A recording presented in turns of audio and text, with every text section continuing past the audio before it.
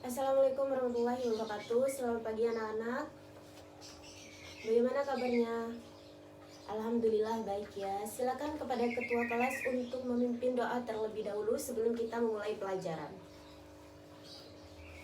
Baik, berdoa sudah selesai. Semoga dengan kita berdoa sebelum belajar, pembelajaran kita pada pagi hari ini berjalan dengan lancar dan sukses. Amin.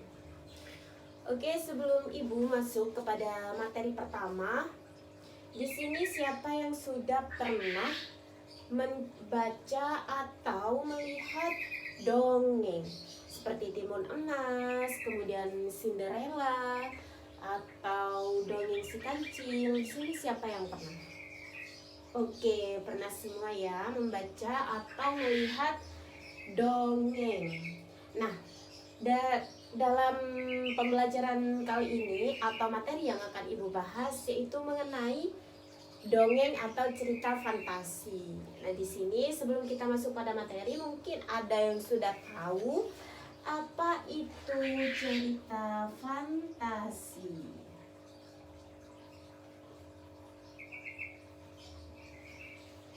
Mungkin ada yang sudah tahu apa itu cerita fantasi. Oke, belum ada yang tahu ya, tapi sudah tahu kan contoh-contoh dari cerita fantasi itu apa saja. Nah, jadi cerita fantasi itu dimana sebuah cerita itu mengandung sebuah imajinasi atau sebuah hayalan. Jadi cerita fantasi itu sulit untuk digapai oleh hayalan kita. Jadi apapun yang ada di dalam cerita fantasi itu tidak mungkin ada di dunia nyata. Seperti itu. Mungkin dari penjelasan Ibu tadi, dari pengertian cerita fantasi ada pertanyaan. Oke, jika tidak ada, karena mungkin Ibu menganggap kalian sudah paham, kita lanjut pada unsur-unsur apa saja yang terdapat dalam cerita fantasi. Jadi dalam setiap cerita itu tentunya pasti akan ada unsur-unsurnya. Unsur-unsur yang terkandung dalam teks cerita. Nah, adapun dari unsur-unsur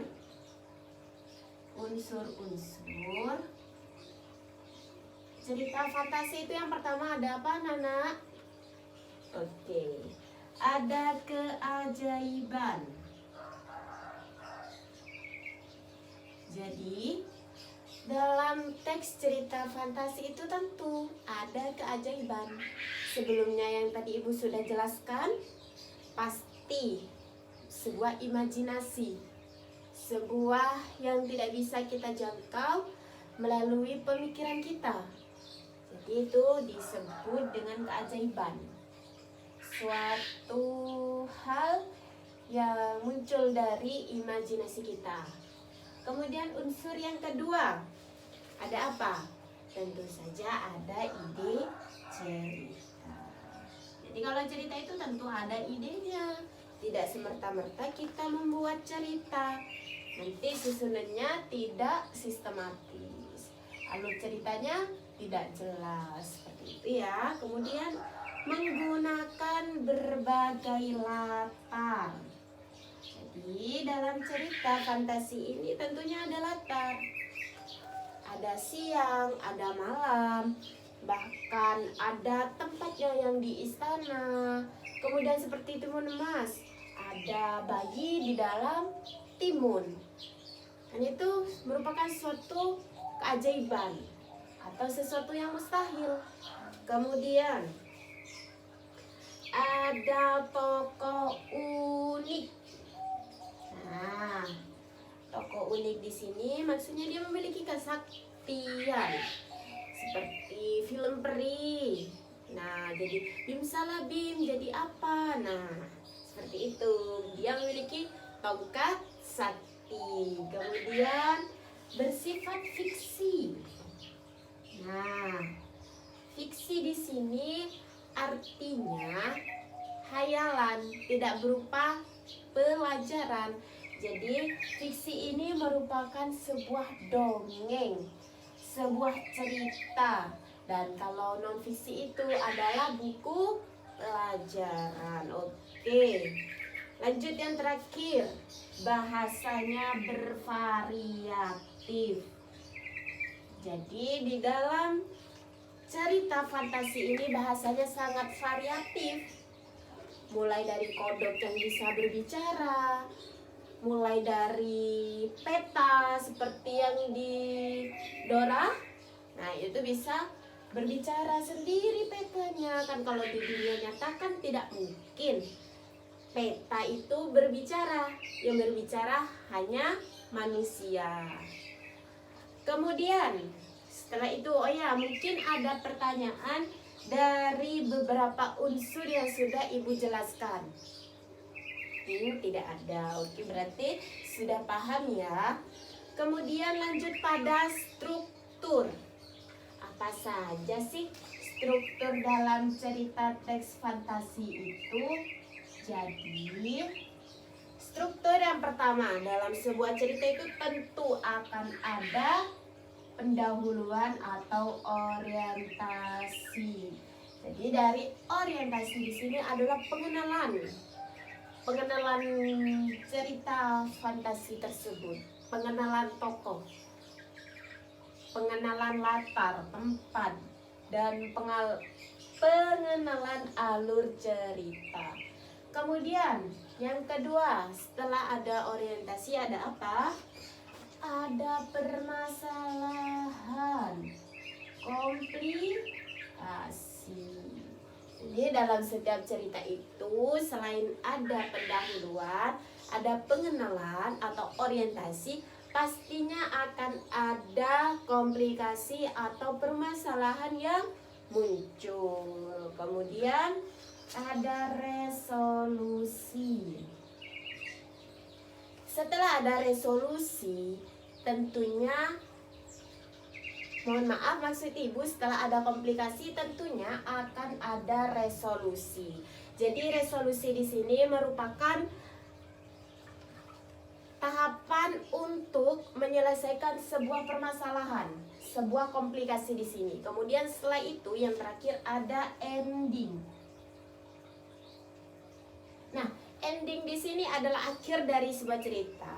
Jadi setelah melakukan orientasi, komplikasi, kemudian resolusi, maka akan ada ending. Entah endingnya itu bahagia, endingnya itu sedih, atau campuran. Seperti itu ya. Jadi dari unsur-unsur struktur, kemudian tadi yang pertama pengertian, apakah ada yang ingin ditanyakan? Oke, tidak ada ya.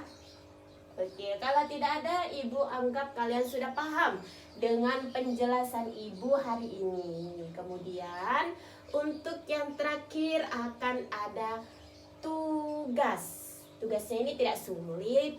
Tugasnya ini yaitu kalian mencari cerita fantasi, kemudian kalian analisis unsur-unsur dan juga struktur.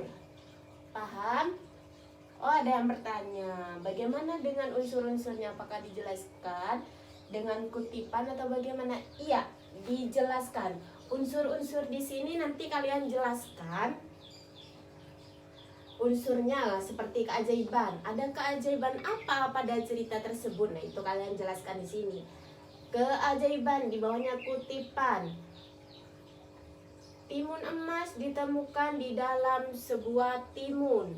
Nah, seperti itu. Kemudian sama strukturnya juga itu diberi kutipan agar nanti ketika Ibu menilai hasil kerja kalian, Ibu bisa tahu, oh ini yang benar-benar baca, oh ini yang benar-benar analisis. Nah, seperti itu. Bagaimana? Sudah cukup? Sudah paham semuanya? Ditulis tangan ya di buku catatan masing-masing. Kemudian untuk ceritanya itu di print out. Oke. Jadi Ibu cukupkan terlebih dahulu pembelajaran hari ini. Semoga pembelajaran hari ini bisa menambah ilmu dan wawasan bagi kalian semua, dan semoga berkah ilmunya. Oke, sekian dulu Ibu tutup. Mohon maaf apabila ada kesalahan kata, tingkah laku.